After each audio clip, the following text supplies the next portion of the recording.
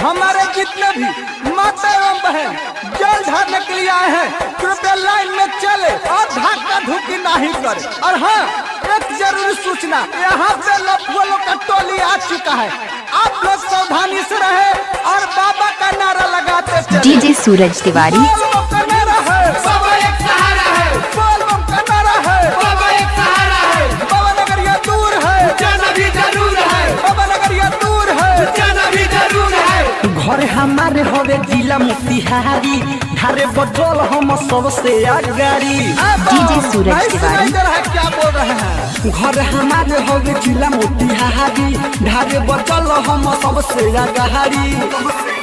जदि करी रुकावट लफुआ सन के टोली। ए भाई, हम खाली मोतिहारी के ना पूरा जिला के लफुआ है।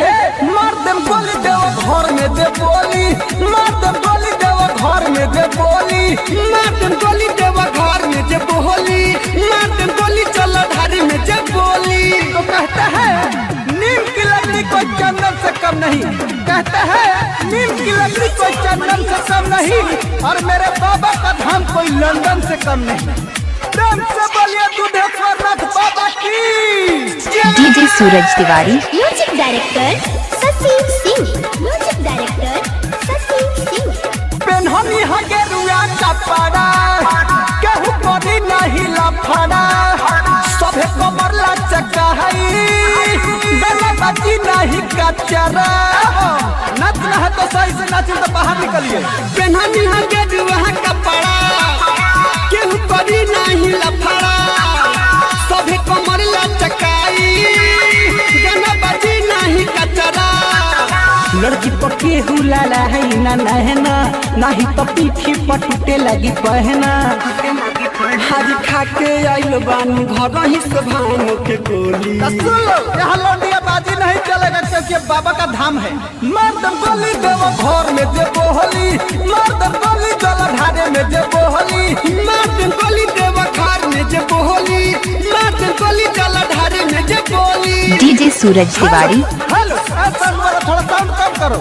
एक आवश्यक सूचना, हमारा सिला न्यूज टीम की तरफ से सभी कंवरिया को हार्दिक हार्दिक अभिनंदन करती है और करती रहेगी। Recording by Sheela Films, DJ Motihari. Suraj Tiwari. चिलम छाप जिंदाबाद, जिंदाबाद जिंदाबाद, चिलम छाप जिंदाबाद, जिंदाबाद जिंदाबाद। हमारे टीम की गौरी हमारे की नहीं दिख रहा है, कृपया मेरे बात को सुनने में साउंड के पास आए।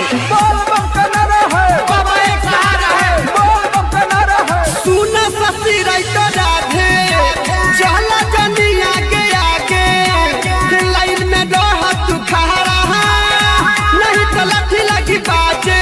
ऐसा सिंह नहीं मानिएगा, लाइन में चलिए, लाइन में। हाँ सुनो ससी राइतो राधे, चलो ना तू आगे आगे, लाइन में रह तू खड़ा, नहीं तो डंडा लगी बाजे। रोहित गुडू अशोक के बोला हवा, मिथलेश कन्हैया के गाना बजा हवा। होके भगवती में मगन डीजे पर सब के हुडोली। सब कंवरिया बम मेरे डीजे के पास आके नाचे। ए मार दम गोली देव घर में जे बोली, मार दम गोली देव घर में जे बोली, मार दम गोली चला ढारे में जे बोली, मार दम गोली देव घर में जे बोली। डीजे सूरज तिवारी।